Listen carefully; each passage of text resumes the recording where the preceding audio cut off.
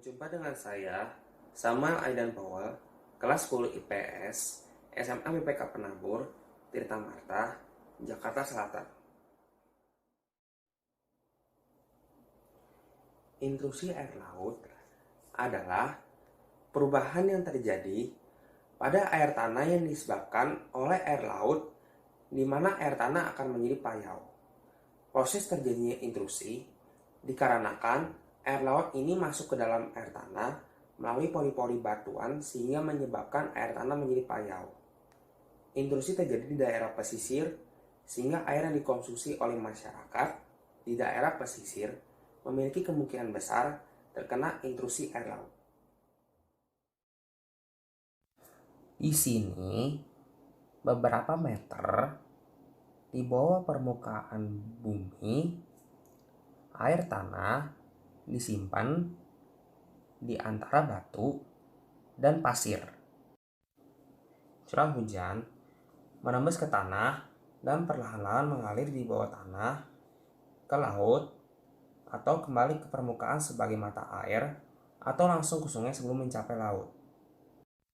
Air tawar bawah tanah memuat penyangga di dekat pantai di mana air tawar dan air laut asin bertemu.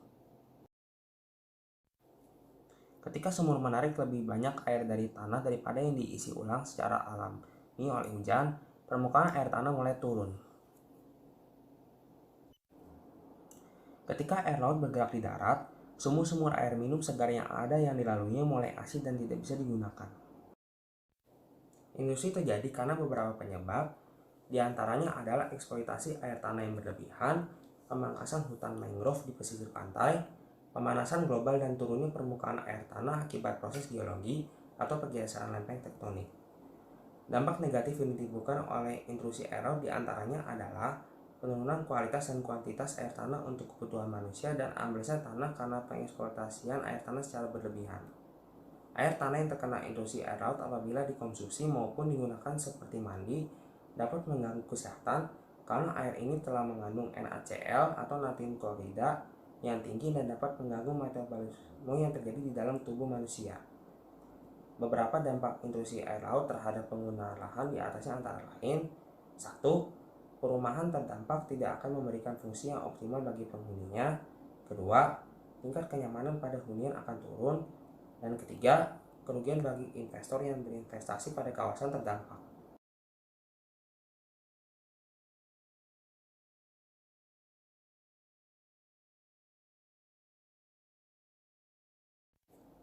Intrusi air laut di Jakarta.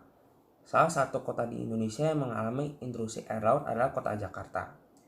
Dari kajian bersama para ahli pada 2017, intrusi air laut di permukaan Jakarta sudah mencapai 4 km ke darat.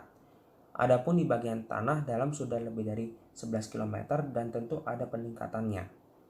Indikasi peningkatan tersebut sangat besar, mengingat laju pembangunan kota Jakarta yang sangat tinggi, terutama pembangunan gedung tinggi, hotel, dan apartemen yang berpotensi meningkatkan kebutuhan air tawar bersih seiring dengan pengurangan lahan serapan air. Salah satu dampak dari terjadinya intrusi air laut adalah kerugian yang dirasakan oleh petani di sekitar pesisir pantai Jakarta karena kebutuhan air tanah untuk irigasi berkurang. Selain tidak bisa digunakan untuk minum, air tanah di Jakarta juga tidak bisa digunakan untuk kegiatan MCK karena menyebabkan gatal-gatal pada kulit.